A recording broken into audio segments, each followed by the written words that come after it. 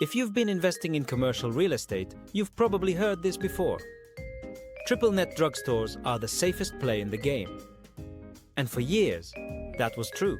Walgreens, CVS, and Rite Aid built thousands of stores, signed long-term leases, and offered investors reliable mailbox money. But here in 2025, the landscape has changed fast.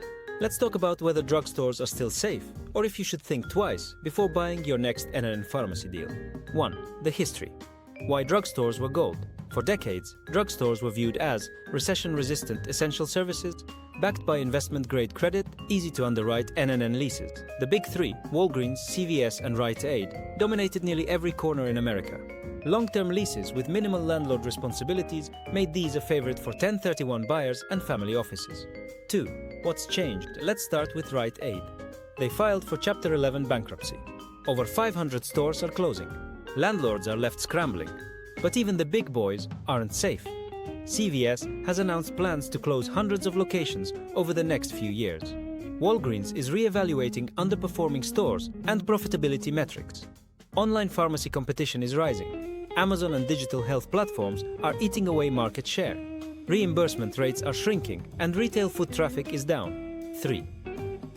NNN isn't bulletproof even with a triple net lease. If your tenant vacates or goes dark, you're left with a purpose-built building, pharmacy-specific infrastructure, zoning challenges for reuse, and many leases include kick-out clauses if sales drop below thresholds, or allow early termination in restructuring. 4. What to look for.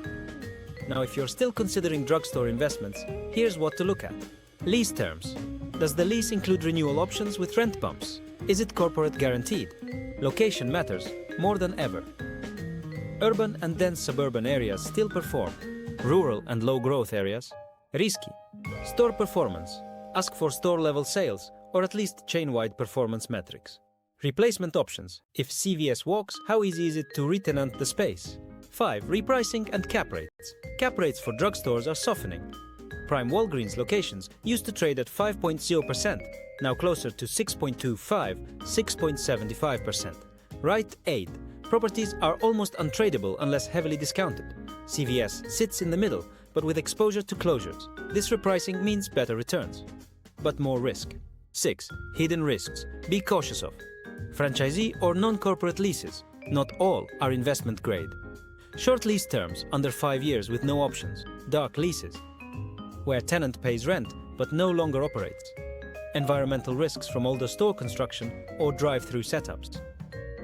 Wrap-up drugstores aren't dead, but they're no longer a set-it-and-forget-it investment. You need to underwrite them like any other retail tenant, with location, credit, and exit strategy front of mind. We've created a checklist to help you evaluate drugstore deals in 2025. Download it below. And don't forget to like, comment, and subscribe for more weekly insights on commercial real estate. See you in the next one.